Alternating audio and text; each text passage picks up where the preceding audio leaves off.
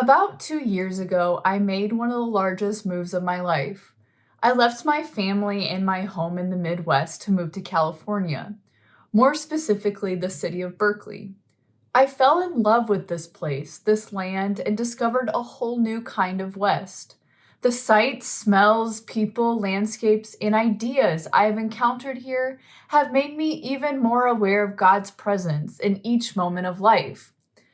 To be honest, though, nothing has quite opened me up spiritually as much as my beloved and glorious trips to a local grocery store called the Berkeley Bowl. Now, hear me out. This isn't your average trip to the grocery store. It's the most coveted and talked about store in Berkeley, where they have every fruit, vegetable, breads, nuts, and seeds, even mustard seeds, I might add, imaginable. And not for the whole food prices. This food is meant for everyone. As soon as you walk in, apples, grapes, and spinach are draping over crates in all shapes and shades of red, green, and purple.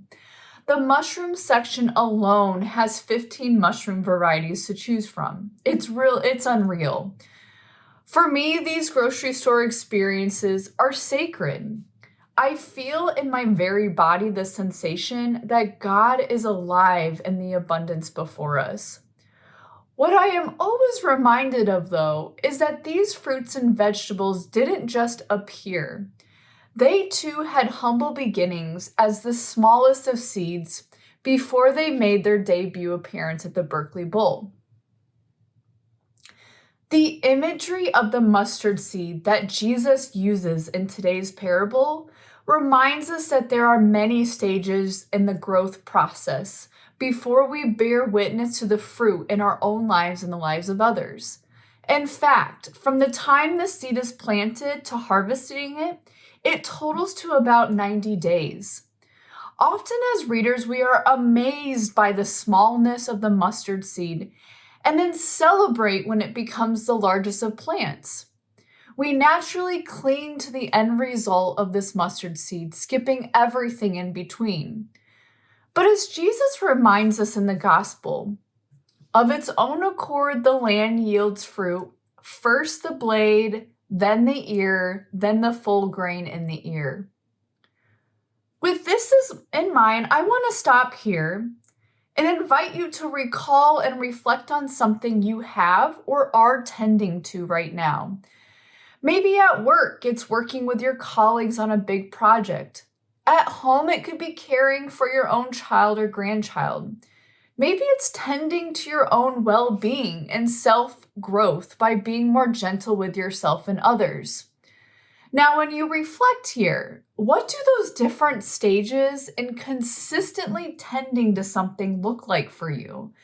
How did you feel when you first started your big project or caring for your child?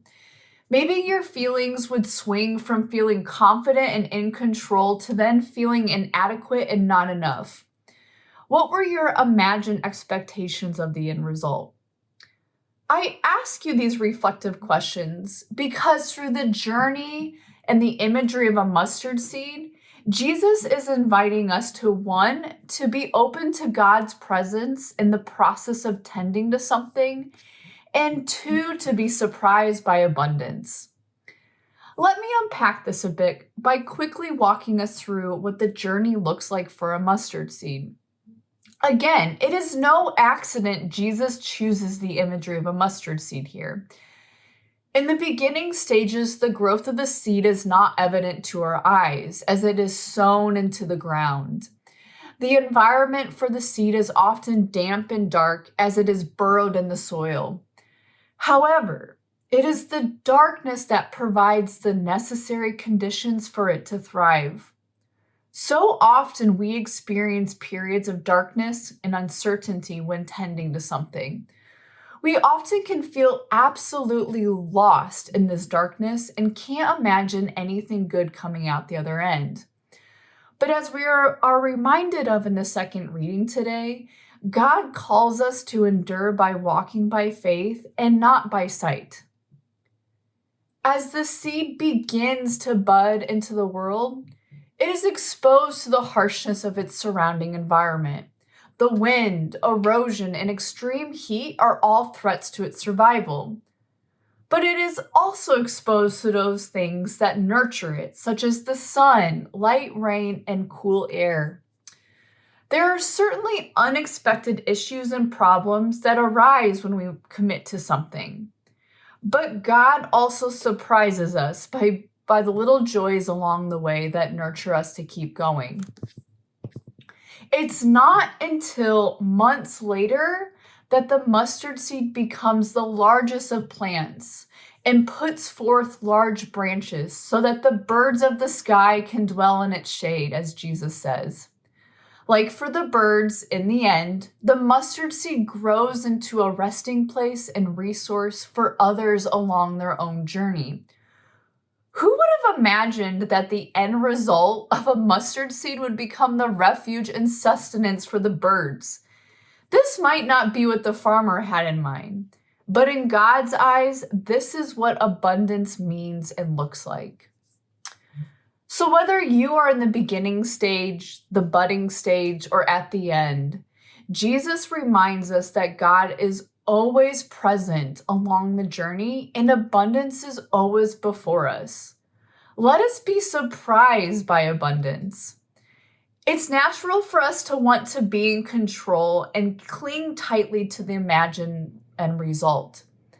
But Jesus challenges us to give up control and to be present to God in this unfolding. Now, I challenge you to go to your favorite grocery store and bask in the abundance God provides you.